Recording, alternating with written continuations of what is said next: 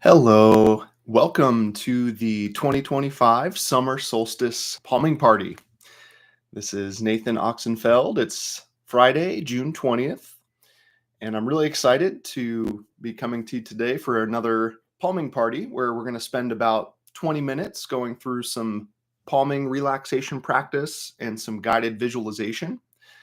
I'll be sharing one of my favorite visualizations with you today called letter classifications, which can actually be found in my book, Give Up Your Glasses for Good, Holistic Eye Care for the 21st Century, which came out 10 years ago. And I'm actually working on creating an updated edition, a 10-year anniversary edition to release this year, as well as a new book that I'm working on putting out soon too. On the topic of books, don't forget, also check out the anthology book, A New World of Seeing. If you haven't read this yet, it's paperback or ebook. I've got a chapter in there along with over 40 other vision teachers and educators. So it gives a really cool preview into this whole world of holistic eye care and natural vision improvement. But we're going to be experiencing it together today with our palming practice and relaxation. Before we jump into it, I did also just want to let you know about two things coming up in July and August. So July, I'm actually offering an online 4-week class series, Natural Vision Improvement class series. It's being hosted by this cool organization in Maine, near Rockport, Maine. But it's an online course, so it's open to anybody and anybody can tune in. And that is every Wednesday for 4 weeks, July 9th to the 30th. And I added a link to register in the description of this video. And I also just added a link to the registration of the next 3-day vision retreat that I'm hosting here in Vermont in August. So that's going to be August 18, 19, and 20. And I'm actually hosting it here where I live on top of this mountain in Bolton Valley, Vermont. So it's a little ski resort, a little family-owned ski resort here that, obviously they are covered in snow half the year, so there's a lot of skiers and snowboarders up here. But in the off season, it's just beautiful up here. They have mountain biking, and it's very lush and green and flowers everywhere. And so we're going to be actually meeting here in the Timberline Lodge for our vision classes. We've got some amazing nature and some woods. I'll be leading some outdoor vision experiences and even some night vision activation walks in the dark. So these retreats are really, really fun and really create an interesting opportunity to spend multiple days with your glasses off, which is when a lot of people notice some pretty significant improvements and changes. So once again, that's August 18th through the 20th. If you are interested in actually coming up to Vermont to visit up here this summer, it could be a really great opportunity to get involved. So both those links are in the description, so you can check those out afterwards or later, because for now we're going to jump into our practice together. And remember, after we do our palming practice, which does have a couple little breaks built into it, I stick around and like answering questions from you. So if you have any questions, you can put them in the YouTube chat and I'll make sure I'll read them after we do our palming party. So I like to use my palming stick, which is a little support, really simple tool that I just place. I have a little pillow on my lap, so I place it right there, and then it creates this really conducive surface for my elbows to rest. Perfect palming position. If you don't have a palming stick, which maybe I'll also add some links into the description about where you can get your own palming stick online, because I just found out one of my colleagues, Carl Vigilante, started making them as well and selling them on eBay from Florida. So these are really helpful. But even if you don't have something like this, you can maybe think about what you can prop your elbows up with. Maybe it is a stack of books or some pillows or blankets, or maybe you do actually feel like getting a little more comfortable. If you don't want to sit at a desk or a table, you can also lie down or find kind of a comfortable position for you. Keep in mind, you can also just close your eyes. Some people aren't even super comfortable with palming. So if palming isn't comfortable or if you need to make an adjustment, you can always do that before I prompt it.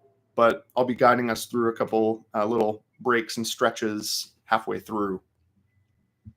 But it is important to not be slouching. So do whatever you need to do to get into a comfortable, upright, or aligned kind of position for the palming. And maybe you do feel like rubbing your hands together first to build a little heat and friction. And we want to overlap the fingers of one hand under the other, laying across the forehead. And the palms are cupped so that there's some space in there. You're not touching your eyelids. You're not making any contact or putting pressure on the eyeballs at all. The palms are just gently resting there to seal the eyes off and block light from entering them.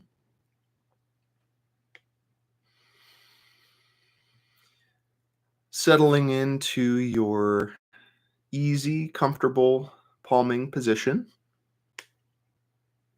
Maybe you get a little help by doing a little body scan and maybe starting at your hands, softening your hands a little bit, making any other little adjustments that feel appropriate, and making your way up your arms, relaxing your shoulders down, keeping some space between your shoulders and your ears. Speaking of your ears and your head, you can kind of relax your face, relax your jaw, your tongue. And naturally, we can invite the eyes to relax. And just slowly make your way down your spine and just check in with your back and your hips.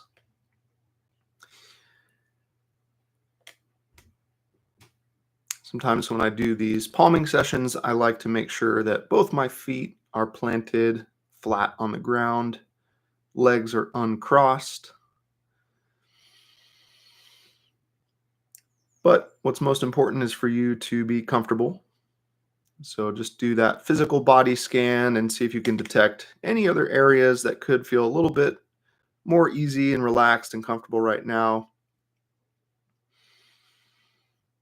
Maybe this is aided by your breath. So you can tune into the physical sensation of your breath as well as you continue settling into your palming.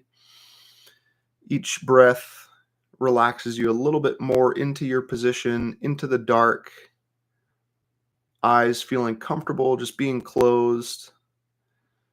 But maybe the breath even sort of inspires the eyes to move a little bit. When we palm, we don't necessarily want to just put our eyes in park. Sometimes it can feel good for them to be in stillness, but in today's palming party, we're going to really invite them to move around and to look into these visualizations we're going to play with.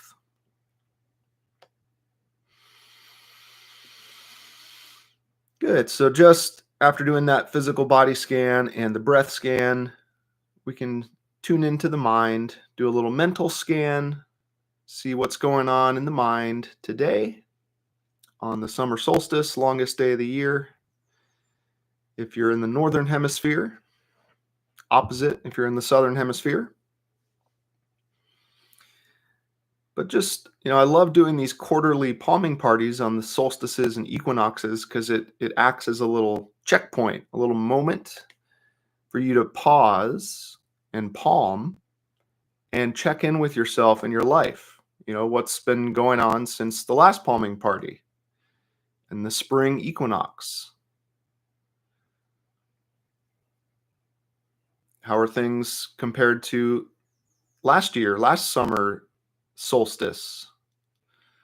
It's this kind of interesting way to check in with yourself. And we're just taking stock of what's kind of present in the mind today before we start focusing the mind on our letter classification visualization. So just another moment sitting with yourself, the body, the breath, the mind, and the palms.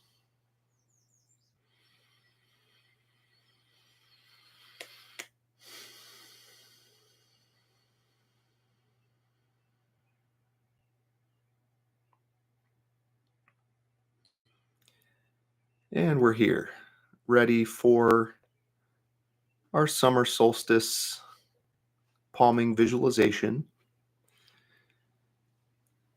which is different than our physical eyesight.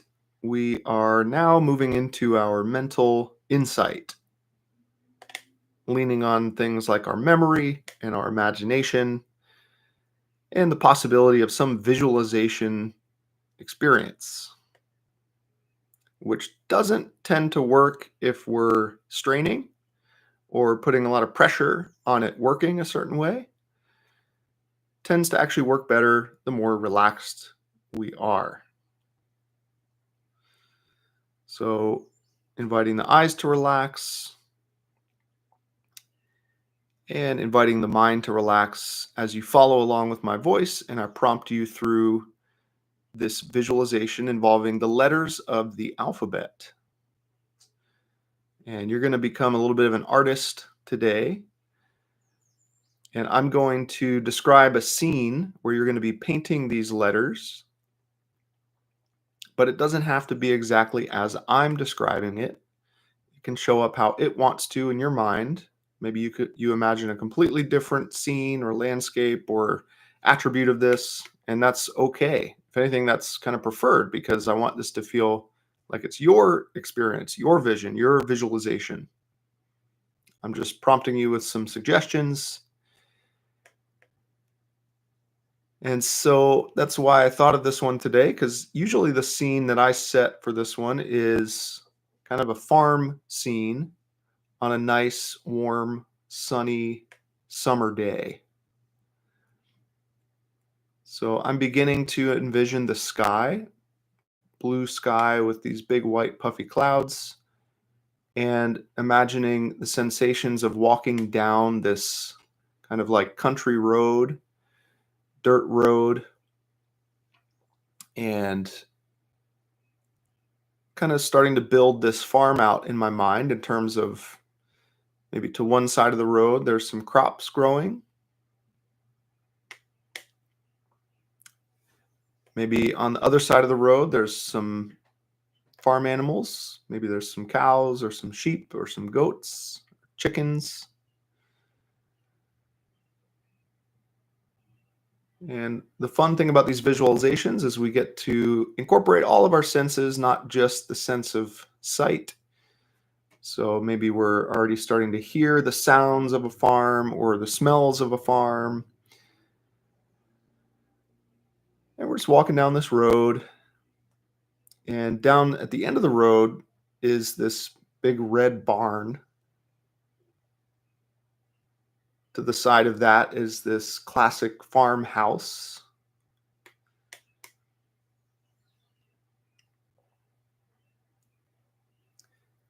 And there's a white picket fence on this land. And we're just walking towards it.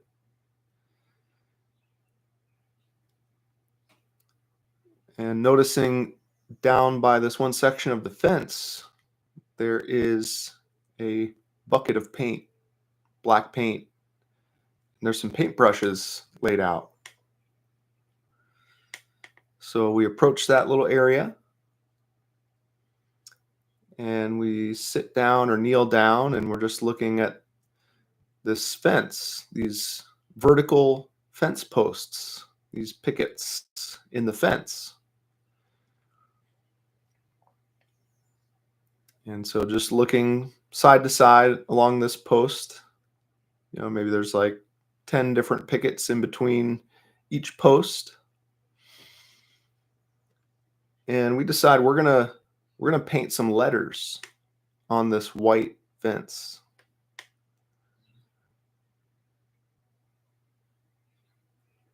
And we're going to put these letters into 5 different classifications based on the types of lines that make up these letters. Kind of thinking about the shapes of these letters. And we're talking about capital letters. So why don't you grab one of those paint brushes and dip it into that deep, dark black paint and lift it up to the top of one picket on the fence and paint the letter I. The first classification is the straight line letters. So these 5 letters we're going to paint, one per picket, are just made up of straight lines. So the first letter is I. You paint that on there nice and dark. You might need to dip your paintbrush back into the can whenever you need to get more paint. So just imagine painting it, seeing it appear on this white fence. And then the second letter is F. The vertical line and the horizontal lines, they're all straight lines that make up these letters. We've got I, and now we've got F. So imagine painting that on there, re-upping your brush with even more paint to draw the third letter, which is E, another straight line letter. Vertical line on the left, 3 horizontal lines going out to the right. So as we go, just think about the shapes of these letters, the lines that make them up, maybe even the white background, the negative space. The fourth straight line letter is L. Really simple shape there, just that vertical line and horizontal line going at the right angle. And the last straight line letter, the fifth one, on the 5th fence post is T. So this one's really easy to remember because this row of letters spells I felt. I-F-E-L-T. So just take a step back and check that out. Look at this row of letters, these 5 letters, these straight line letters. And this is the first category, the first classification. And there's 4 others. So we're going to draw them below I-F-E-L-T. So we're going to go down a row, and now we're going to draw some of these round letters. There's 5 round letters. Instead of straight lines, they're made up of round lines or curved lines. So here we go. We're going to, underneath the letter I, we're going to draw the first round letter, which is C. So it's just that nice, smooth, curved line going around to the left. And some people like nose drawing, which is when you almost kind of get your head involved and you're sort of tracing that letter with your nose, even while you're palming. So you're actually getting a little bit of these subtle head movements in. You don't have to do that, but you may just find if you're called to that, you may incorporate some nose drawing into this today.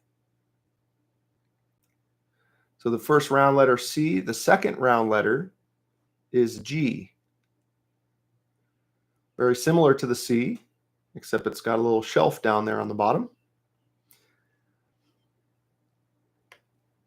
So you're the one painting these letters on the fence with your imaginary paintbrush, with this imaginary dark black paint on the bright white picket fence. But remember, if you find yourself going in a different direction and different scene or different colors or different aspects, just let that happen. Don't feel too rigid or stressed to try and get it exactly right like you think. So we'll just keep moving on to these different round letters. The first 2 are C and G. The third one is O. That nice circle letter. Going around the circle with the paintbrush. Imagining it appearing in your mind. Moving to the next fence post, we draw the letter Q, just like the O, except it's got a little line on the bottom right, cutting through it.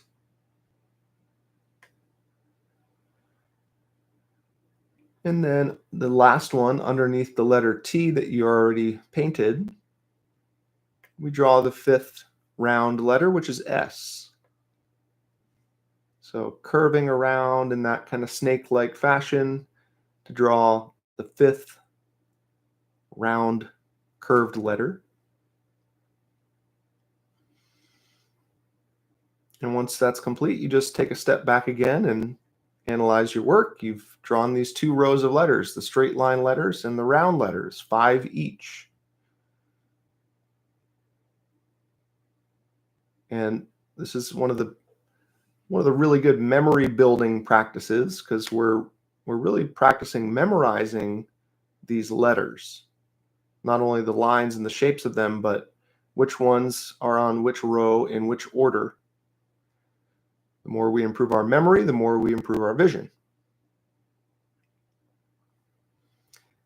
But before we continue and draw the rest of the letters, now might be a good time for our first break, because we've already been palming for a few minutes. And we always want to be staying comfortable. And sometimes if we palm for too long, we get stiff or tight, or something starts feeling weird or different. So we want to kind of nip that in the bud. So keep your eyes closed, but remove one of your hands. I'm taking my right hand off and I'm going into some fists and spreading my fingers, and I'm rolling my wrist around, little wrist circles. I'm reaching my right arm up. I'm reaching up towards the sky, and I'm kind of doing a shoulder roll, arm circle, bending and extending the elbow,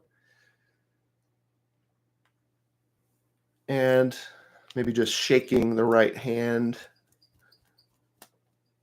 Whatever feels good to make sure you got your circulation going, good blood flow, and then we're going to switch, cover that right eye back up, and do the same with the left.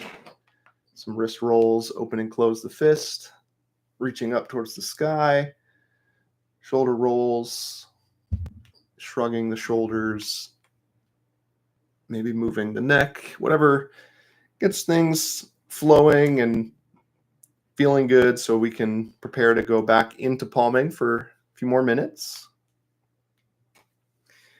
And making your way back into the dark by covering up the eyes, coming back to this mental picture.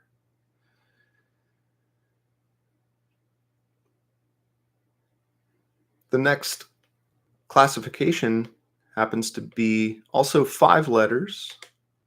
It's kind of like a blend of the first 2 classifications. These are the combination letters, because they feature both straight lines like the first classification and round lines like the second one.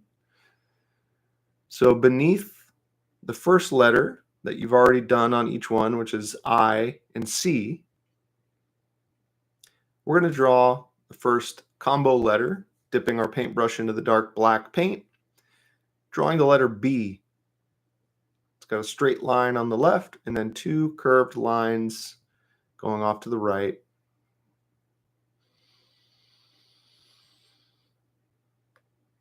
Dipping your paintbrush back in, drawing the second combo letter, which is D. Very similar to the B, just vertical line on the left and just one big curved line from top to bottom off to the right.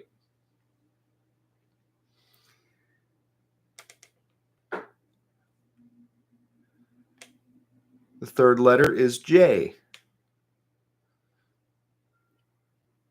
Kind of like the T, but with a curved bottom.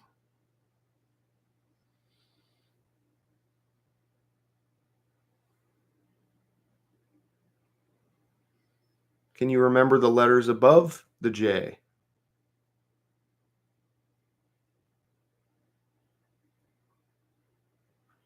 They are E and O.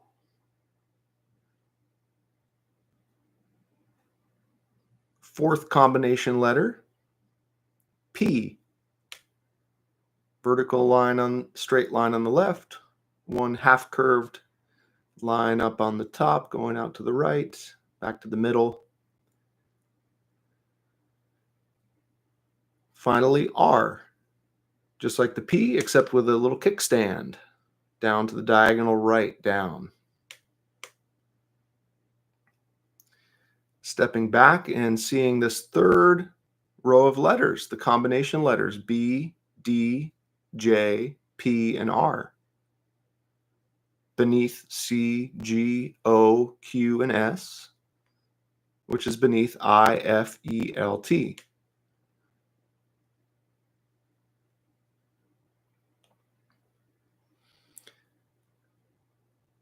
Perfect. So moving down to the fourth classification, which are called Boxy, idea being that they could fit nicely in a box. So they're kind of like square shape.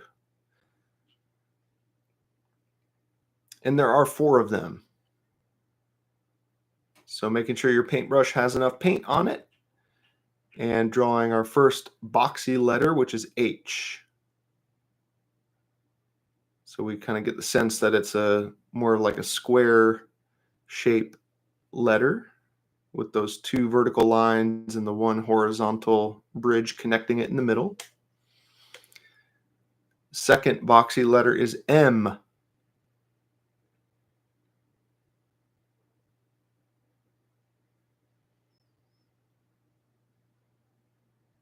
then painting the third letter, which is N.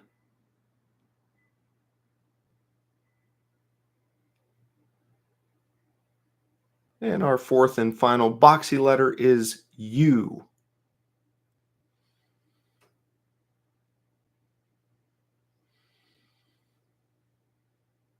So we've got 4 rows of letters now.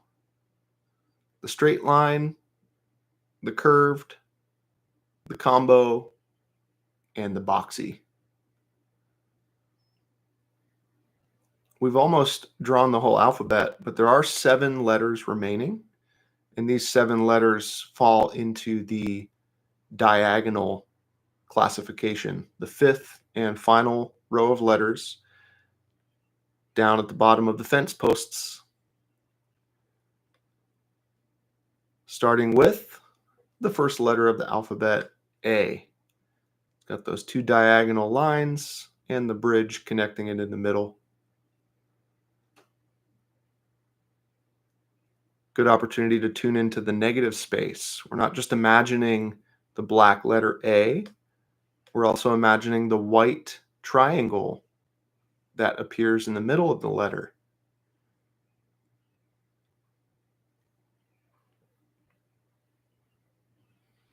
The second diagonal letter is K.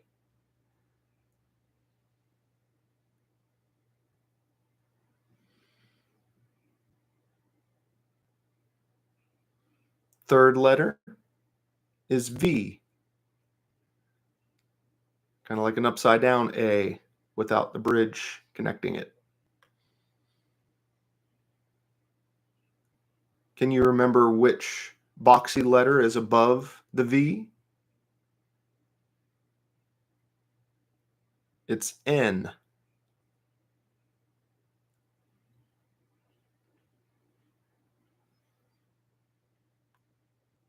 Does your paintbrush have enough paint on it? Dip it back in and draw the fourth diagonal letter, which is W.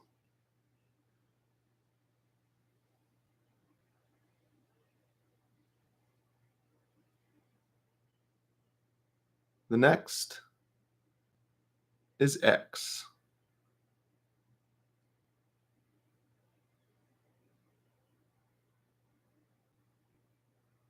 Just tracing that letter in the mind.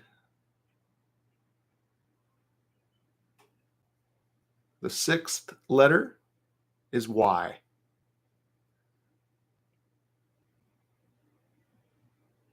Taking your time, make sure that letter is nicely painted.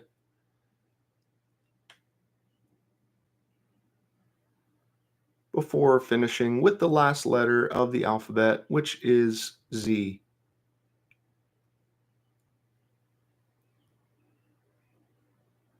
These letters might not necessarily just appear there. You need to paint them, tracing that imaginary brush to make them appear in this imaginary image. Go ahead and take a step back and take a gander at your work. All the letters of the alphabet painted on this fence, this white picket fence with the farmhouse and the barn behind it and the animals and the plants all around you. but just noticing how these letters seem to fall into these five main classifications: the straight line letters, the curved letters, the combination letters, the boxy letters, and the diagonal letters. So maybe if you're nearsighted, you imagine walking far away from this fence, back up that road a little ways, and turning around and imagining those letters at a great distance. They're very dark black. The fence is very bright white. You just drew them, so you know what they say. When you imagine that fence at a greater distance, you're just picturing IFELT up at the top. They're all straight lines. Versus you find the O in the middle of the line below that, and it's not straight lines at all, it's round lines. You're just recognizing these different shapes that the lines that make up these letters, even though they're farther and smaller. If you're farsighted, you would kind of do the opposite. You would imagine sort of reprinting this classification thing on maybe a small card and holding it up close so that you're practicing imagining these tiny letters at a close distance and just being able to recognize, oh yeah, that's a diagonal line. That must be one of the diagonal letters. Or hey, that H looks kind of like a square. It's almost sort of like a boxy letter. Or wait, that one has both a straight line and a curved line. That's giving me a nice clue of which letter it can be. It's almost like a process of elimination. You know it can't be a round letter if you're seeing these straight lines. So this can really help your mind interpret these letters, especially at distances and sizes where you might normally struggle with seeing things clearly.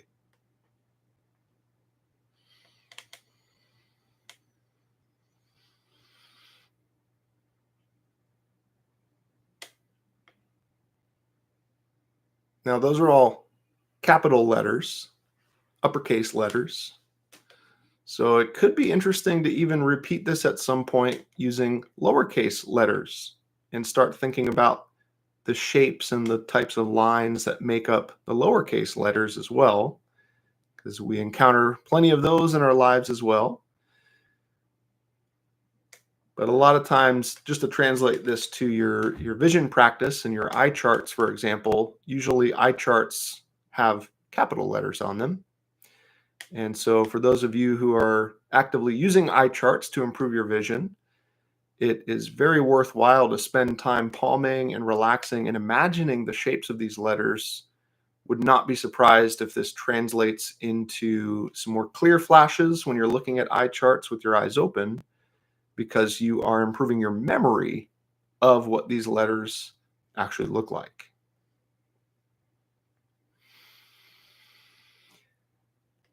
But for now, we're going to begin to conclude this visualization portion and gradually make our way out of palming.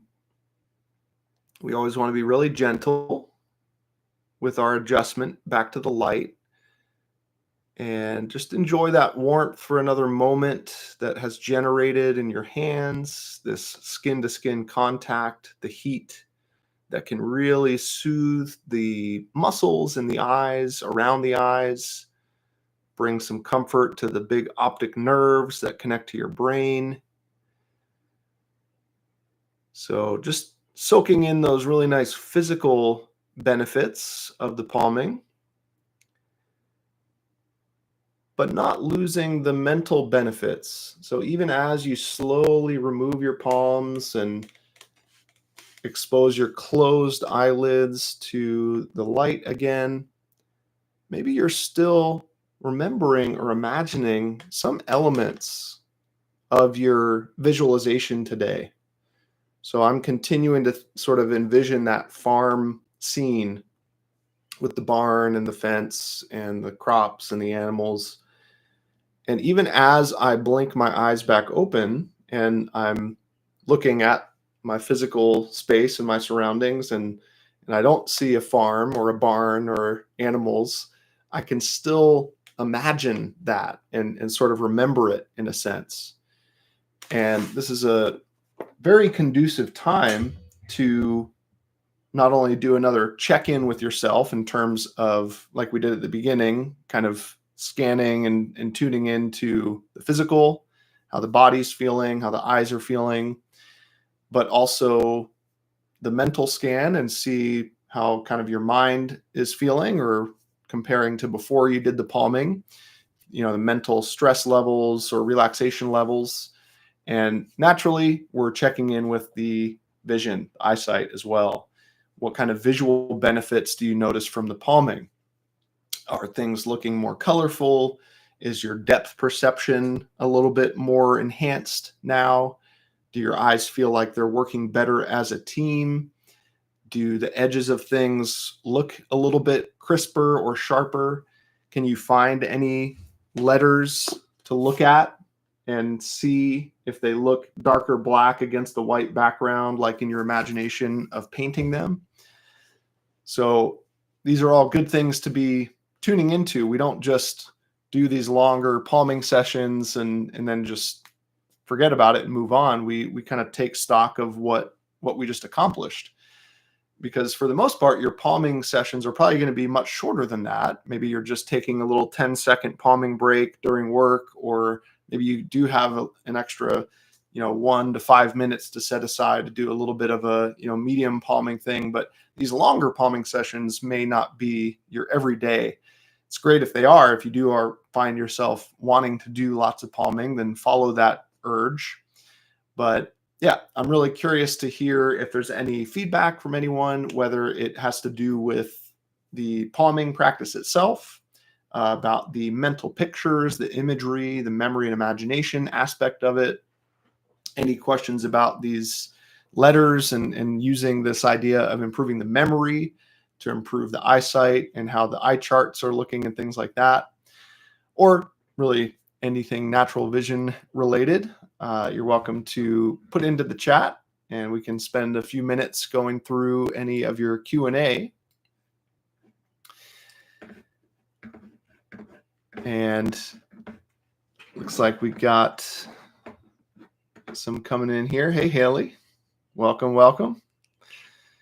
I love the visualization part of it. Yeah, that's the most fun and honestly the most important part, in my opinion. Like, I've met many people who, when I ask them about the palming practice, a lot of times they're really just working with picturing the color black, because that is something that we do encounter in the Bates materials. And sometimes teachers will mention that, where if you can see dark black, that means you're relaxing and it's, having the benefit.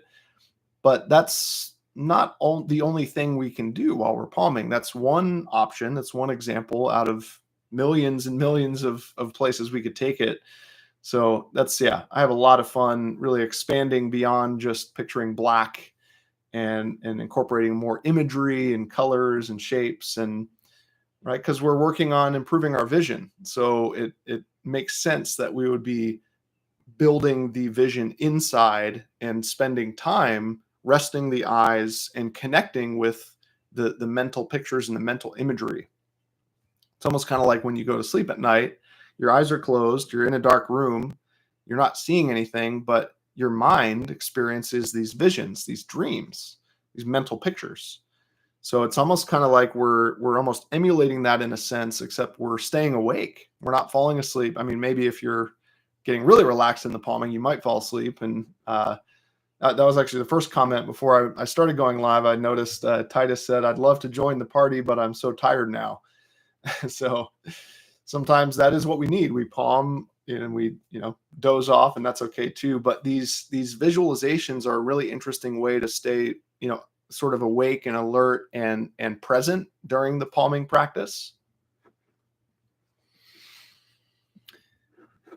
Cool. So a couple more comments coming in. So let's see what we got here. Nice. Got a cool suggestion here. from Guraba says, make a video that unveils a comprehensive holistic daily routine for vision training and eye care, seamlessly weaving together evidence-based techniques and mindful practices to optimize ocular wellness. Yeah, that's a great suggestion. I did something similar to that in one of my older YouTube videos called the Daily Vision Routine that kind of walks you through somewhat that idea there of what you could be just sort of filling your day with if you are really building up a routine and a rhythm with this stuff. So that might be a good starting point, but it might be, that's an older video, so it might be nice to kind of revisit that topic and maybe even put a little bit more emphasis on what you said, like weaving it into our everyday life and activities.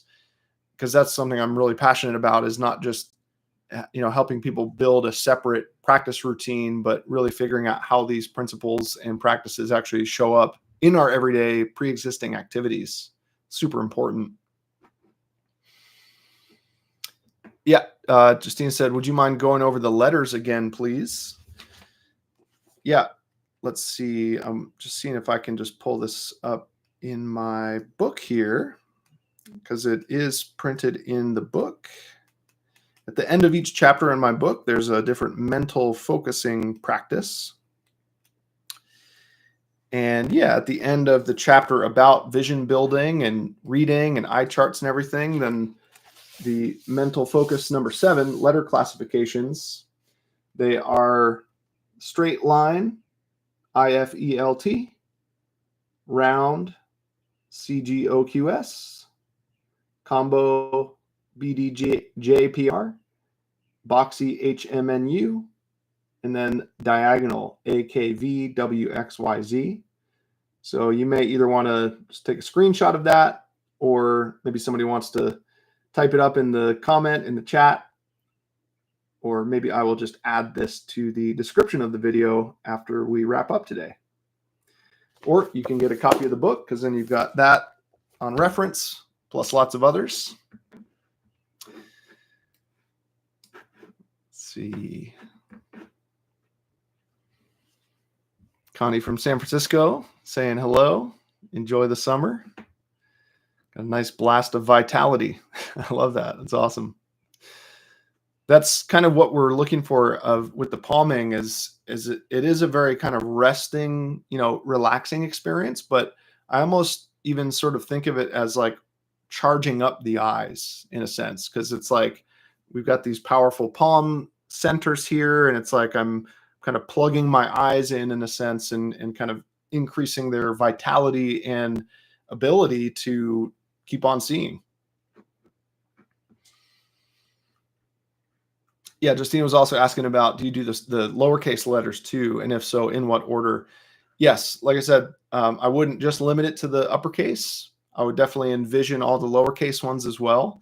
It is going to change up the classifications though, because letters, uppercase, lowercase, sometimes are using straight or curved or diagonals differently. So that's kind of a fun project to then start kind of coming up with that on your own.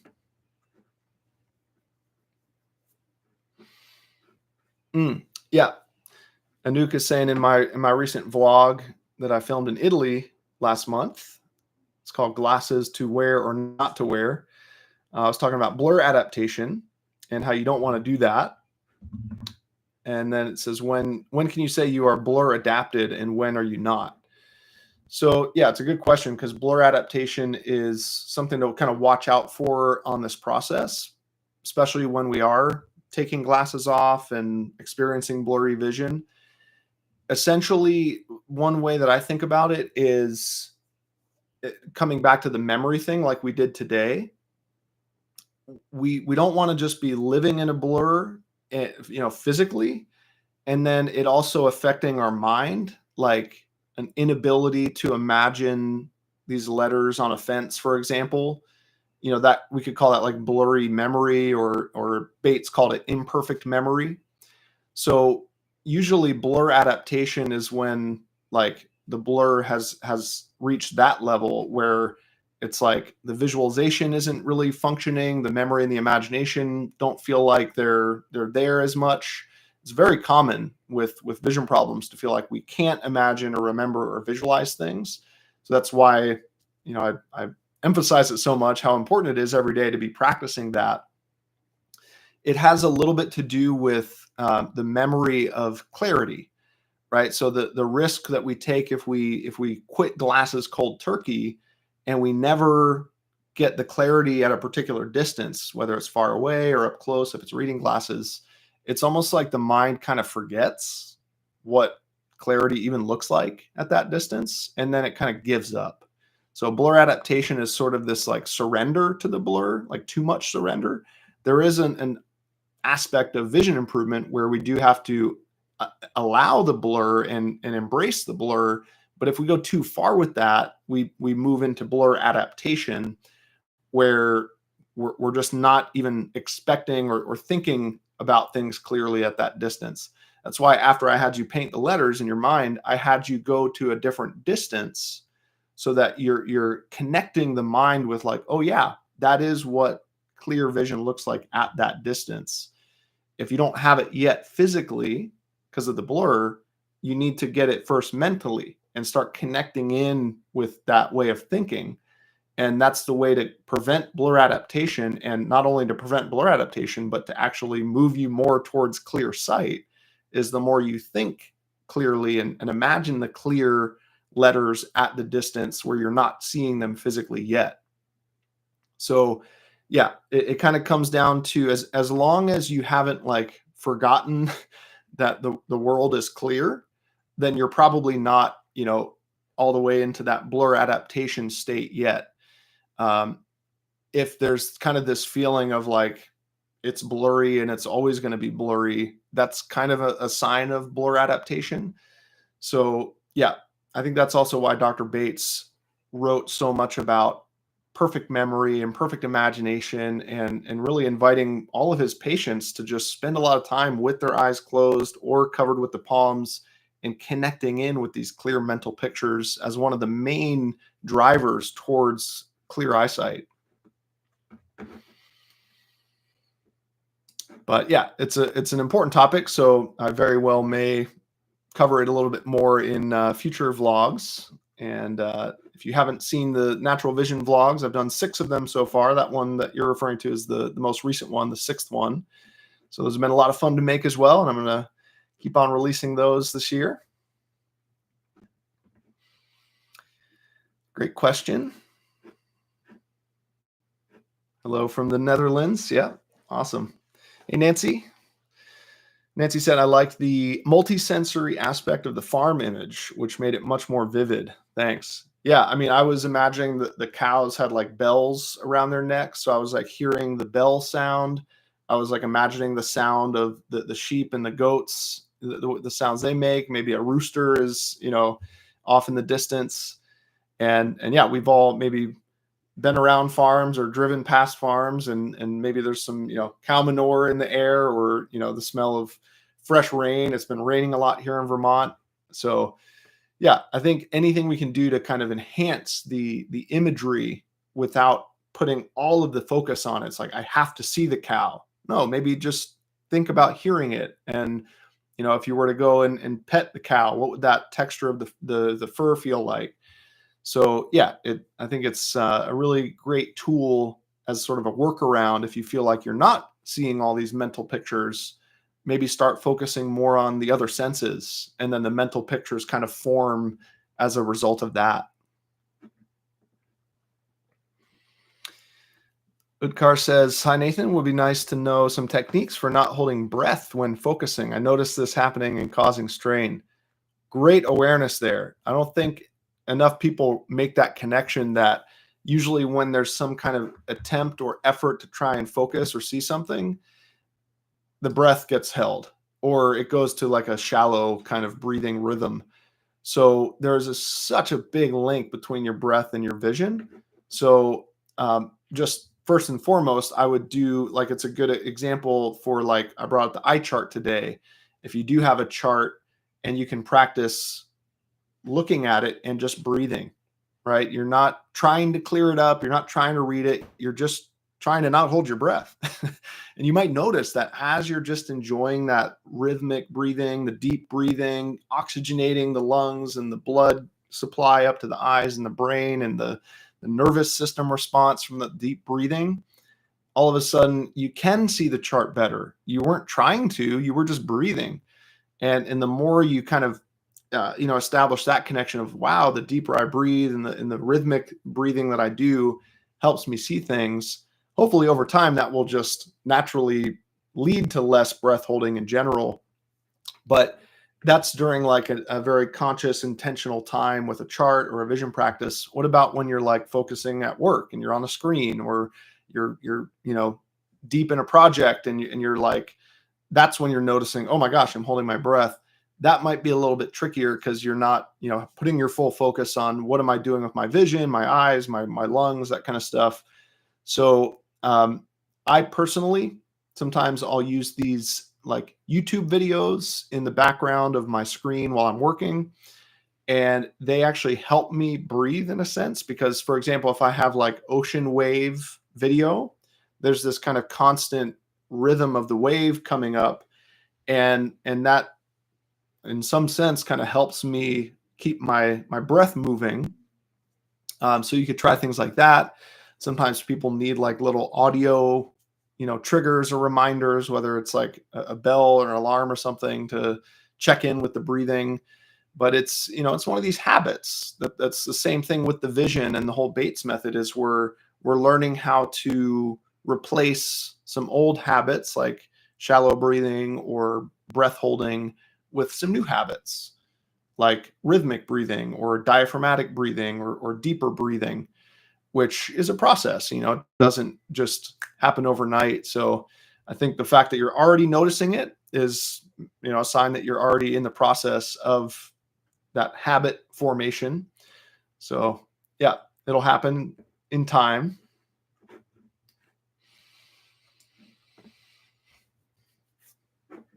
And a little follow-up there. It could be also from because of nose tension. I noticed jaw and face tension while recording myself. Any tips on that? It's all connected for sure. So I think that whatever you do to help you relax your eyes is going to have an effect of relaxing the rest of the face and the rest of the body, honestly. But it's pretty amazing how sometimes if we have this kind of chronic eye strain around the eyeballs, then other muscles around that area will kind of follow suit, and we'll clench our jaw, we'll hold the breath, we'll feel that tension in other parts of the face. So it's kind of a two-way street. You can either relax your eyes first and then wait for that cascade of other muscles to relax around it, or reverse it. Start working on relaxing the jaw, relaxing the tongue, doing the deep breathing, and then that may influence the eyes to relax. So it works both ways. But yeah, I think the fact that you're noticing it is the first step, especially like you said, if you're filming yourself, you're able to kind of hold yourself more accountable for it. And that's the tricky thing about these habits, is sometimes we don't even know we're doing them until we see a video of ourselves, for example, like you're saying. So yeah, great example. I'm just a big fan of, people releasing tension out of their jaw. A lot of people, myself included, hold a lot of tension in this area. So whether it's doing jaw massage or some, big yawns, which are also good for the eyes for lubrication, producing more tears. So, I try and allow myself to take some big yawns throughout the workday, especially on the computer screen, if I'm feeling like my eyes are drying out from the screen time. And then it's also releasing any of that kind of pent up tension that's coming to the jaw area. Hello, Jill. Glad you're here today. I've resisted doing the eye chart, but this is really helpful. I can see how I can get more connected with the chart by doing this. Thank you. Yeah, it's your creation, right? You are painting it yourself. You're not just walking up to a pre-printed eye chart that you're not as involved in its creation. So it might not feel as much of like a connection to it, but this letter classification thing, it's your picture, it's your creation. And that not only helps you with the memory of it, but then the next time you do look at an eye chart, you're kind of looking at it through this different lens of like, oh, I'm going to paint the letters on the eye chart like I painted the letters on my imaginary fence. And then then you're taking it out of palming and into more kind of a practical experience as well. So glad that shifted a little bit for you there. Lynn says, do unbalanced eyes require a vision teacher? So I assume you're referring to maybe, differences between the left eye and the right eye. If maybe one eye is dominant or one is seeing differently than the other, which is usually referred to as sort of like a fusion problem. Fusion has to do with the teamwork of your two eyes, as well as the balance between the left and right brain hemispheres. So that is a big section of the vision training. I've broken my book and my courses into these 3 phases. Phase 1 is relaxation, which is where we do the palming and the visualizing like we did today. Phase 2 is all about fusion. And then phase 3 is vision building, doing more of the eye charts and the reading. So yeah, generally, a lot of the stuff that I share is based in the relaxation phase, on YouTube and things to kind of get people started. And then usually for fusion and vision building, that's where people reach out for more kind of individualized guidance, because the relaxation helps everybody, no matter what the vision problem is. But then as we, work on customizing it and kind of tailoring it to your individual situation, that's usually where some extra help, tends to come in. But yeah, that's one of my favorite things to work on with people is how do we bring some more balance and coordination and teamwork into the left and right sides, and maybe even like leveling out the visual acuity of the two eyes, because I had different prescription in my two eyes. So that was a big part of my process, was starting to feel like I could see the same through both eyes. I wasn't like favoring one eye or the other. So yeah, it's pretty common actually for people to have kind of an imbalance there, whether it's in prescription or it could even be, something other than that, like a lazy eye or strabismus or amblyopia, which can also be addressed through the Bates method. Coming up towards the top of the hour, but got a few more here. A couple more from Anouk and Utkarsh here. Thank you for your explanation. I realized that when I dream at night, my sight is always clear, never blurry. That is amazing. And that's what the visualization is all about, right? We're not palming and thinking about blurry imagery. We're thinking about very clear, vivid imagery. And the fact that that is already happening when you're in that unconscious state is, I think, really good sign. It's proof to yourself that the clarity is within you, right? You have the clear dreams. And nearly everyone I work with at some point when they're going through the vision improvement process, they have specific dreams about seeing clearly and not needing glasses or contacts. And that always gets me so excited, because it's almost like proof that on some deep level, like they're ready, they're ready to see better. And the unconscious is already there. The subconscious is on board with it. And it's something on the conscious level that we're kind of working through to be able to see as well as we see when we're asleep or when we palm and visualize things. So really cool sharing there. Also, before we end, in which sequence shall I watch your videos? I find them great and they add rich insights apart from the podcast. Thanks, by the way, for bringing Bates' work on YouTube. You're very welcome. It's always been a passion of mine for the past over a decade now, when I first started researching this stuff for myself, wondering if I could improve my vision and reverse my myopia and astigmatism. And, back in that time, there really was not that much stuff on YouTube about it, at least not the actual original Bates method. So that's always been a big mission of mine, is to bring that stuff to the forefront and kind of resurrect it from 100 years ago. So yeah, the Better Eyesight podcast has been probably my favorite way of doing that over the past 5 years, of sharing that in the audio format. But you're making a good point there that the video format makes a big difference too when we're talking about vision. So yeah, there's not necessarily like one order to go through things in. On my website, integraleyesight.com, underneath the Bates Method 101 videos tab, there are videos embedded in there in somewhat of an order to kind of go through top to bottom. But honestly, you're free to hop around and jump around. In general, the Bates Method 101 videos are kind of designed for the purpose of, getting started learning these things and getting the practices. The Naked Eye podcast, they're more interviews where you might want to kind of do a deeper dive on a particular topic that relates to the Bates method or kind of complements the vision training. So those are kind of the two main aspects of the YouTube videos. And now also with the new natural vision vlogs, I try and add in a particular teaching to each one of those shorter videos. So if anything, those might be easy to start with because they're shorter and they kind of jump in, but they also sort of assume that you already know some of these things. So yeah, I would go through the Bates Method 101 series. Yeah, but yeah, there's a lot out there to explore. I've been putting things out for 10 years now, so it's a little bit of an archive building. Haley's asking where to get the palming stick. Yeah, I'll make sure I add the link in the description of this video after I end, because like I said, my colleague Carl Vigilante is starting to build these and sell them. He lives in Florida, and I think there's also someone in England. So yeah, there's a couple sources for it, but yeah, I think it's a wonderful tool.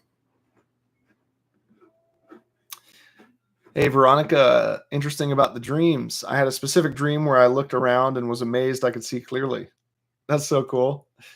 I mean, the fact that this stuff comes up in people's dreams and it was sort of similar to when I was learning a new language. And once I started actually dreaming in that language, I was like, wow, I think something is really starting to happen here. Oh, going back up, ADVIT says, after walking on the street and come back home, I don't forget nothing I saw during my walk. My mind always somewhere thinking about something else. How do you force your mind to focus on what I see? Yeah, it's so interesting how we can, go on a walk. We can either be thinking about something else, or we can be thinking about our environment. And we can get back from that walk. If we were thinking about something else and someone asked you, hey, what did you pass along the way? You wouldn't be able to tell them. But if you were paying attention to your environment, you would easily be able to say, oh, I passed this really cool looking birch tree and this boulder. And, so it really, honestly, you're hitting on something very, very crucial and very central to the whole vision improvement process, because so much of this is about being present and feeling relaxed in the present moment, right? It's not about being present and straining, right? Like, I got to see this thing.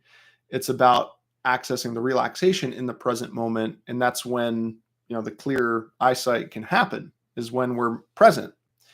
Usually it's not as common for people to experience these clear flashes and improvements when they're thinking about something else, something that they're not looking at.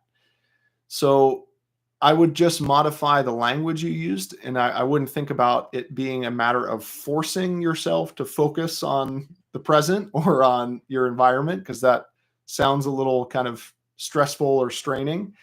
It's really, approaching it in a way where we're just tuning into our senses, kind of like we did with our visualization, and you were thinking about the sounds and the feelings and things like that. Maybe that's where you start on your walk. Maybe instead of even thinking about, oh, I have to see everything so I can remember it, maybe you're like, oh, what can I hear right now? I'm hearing some cars driving by, or there's a siren in the distance, or I can hear birds chirping. Or maybe the other senses you tune into. What do I smell right now? Oh, there's a rose bush there. I'm going to go take in that scent. And you're being in the present moment when you're just paying attention to your sensory experience, whether it's coming through the nose, through the ears, or through the eyes. And so then you do start to connect more with the environment. I think colors are a really great way to help you connect with that, because on your walk, maybe you pick a particular color.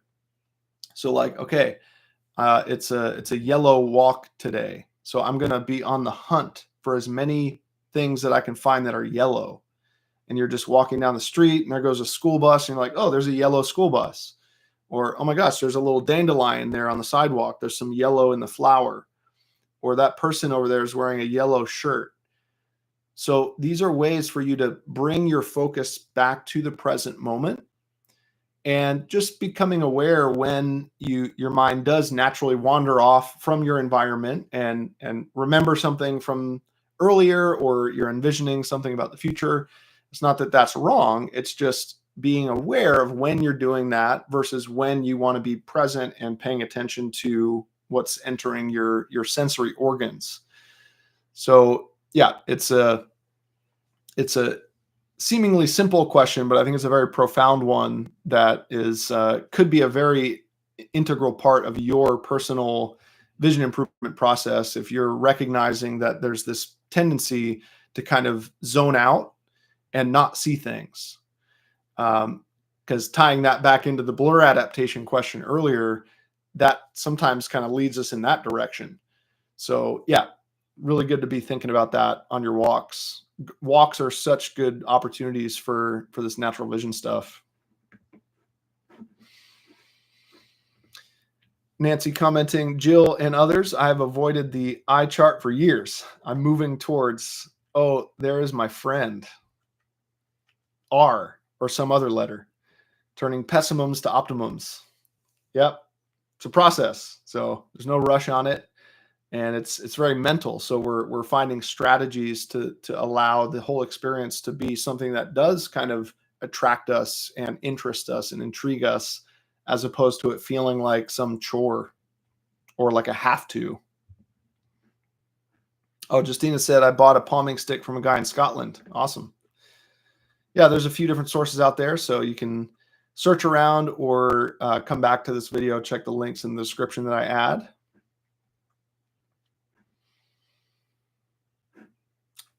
Last question from Young Swish. What's the longest you ever palmed for?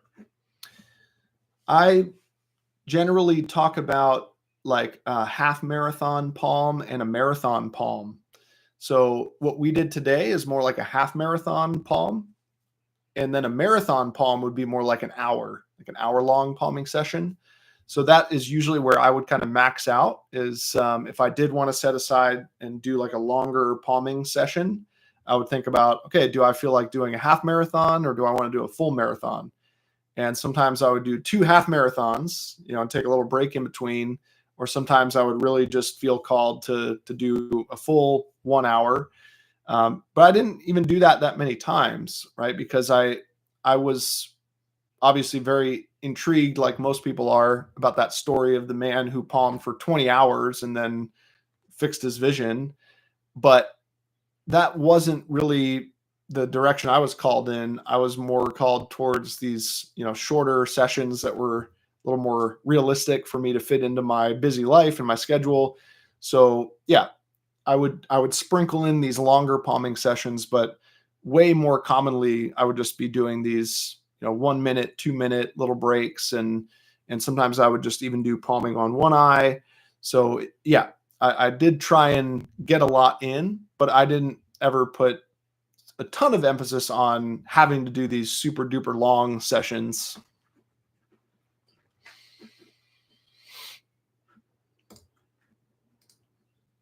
Going on a walk, looking out in the distance, relax my eyes. Then when I come back and wear my glasses and progress is gone. So it might seem like it's gone physically, but remember what we did today. We're building the memory. The glasses don't affect your memory. They affect your eyeballs.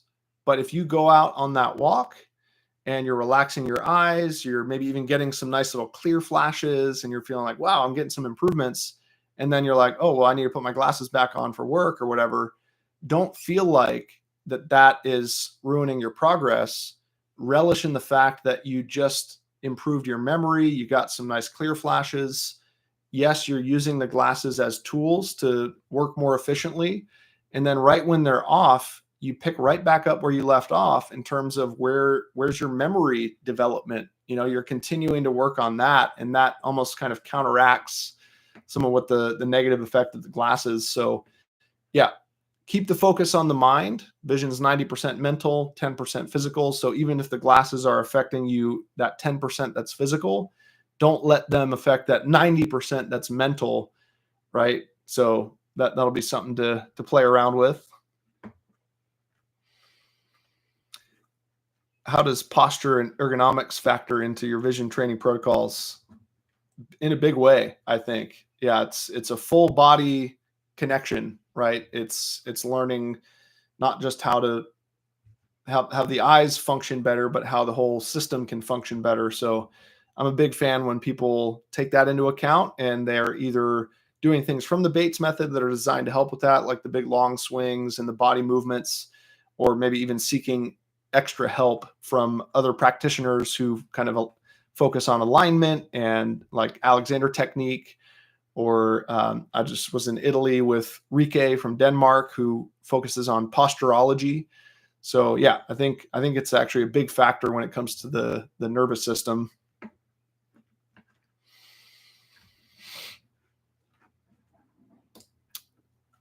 So though vision improves, it again distorts because I need glasses for working at my screen and reading.